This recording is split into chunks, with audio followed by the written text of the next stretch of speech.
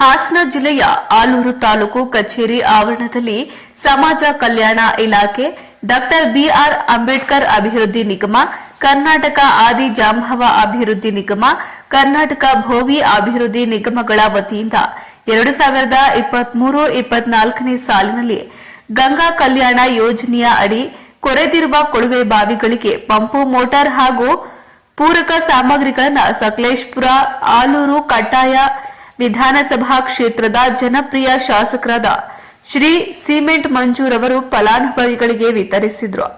ಈ ಸಂದರ್ಭದಲ್ಲಿ ಅಧಿಕಾರಿಗಳು, ಫಲಾನುಭವಿಗಳು ಹಾಗೂ ಸಾರ್ವಜನಿಕರು ಉಪಸ್ಥಿತರಿದ್ದರು.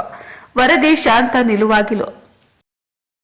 ಹಾಗೂ ಕಡ್ಡಾಯ ಹೋಬಳಿ 2023 ಮತ್ತು 24ನೇ ಅವಧಿಯಲ್ಲಿ ಅಂಬೇಡ್ಕರ್ ಅಭಿವೃದ್ಧಿ ನಿಗಮದ ವತಿಯಿಂದ ಗಂಗಾ ಕಲ್ಯಾಣ ಆರ್ಥಿಕವಾಗಿ ಹಿಂದುಳಿದಿರ್ತಕ್ಕಂಥವ್ರಿಗೆ, ಅವರ ಸಣ್ಣ ಹಿಡುವಳಿದಾರರಾಗಿರ್ತಾರೆ, ಅವರ ಜಮೀನಿನಲ್ಲಿ ಕೊರೆಯುವ ಬಾವಿಯನ್ನು ತೆಗೆದು ಉತ್ತಮವಾದ ಕೃಷಿಯನ್ನು ಮಾಡಬೇಕು ಅಂತಕ್ಕಂಥ ಉದ್ದೇಶದಿಂದ ಸುಮಾರು 11 ಜನಗಳಿಗೆ ಬೋರ್ವೆಲ್ನ ಕೊರೆಸ್ಕೊಡ್ತಕ್ಕಂಥ ಕಾರ್ಯಕ್ರಮವನ್ನು ಮಾಡಿದ್ದೀವಿ.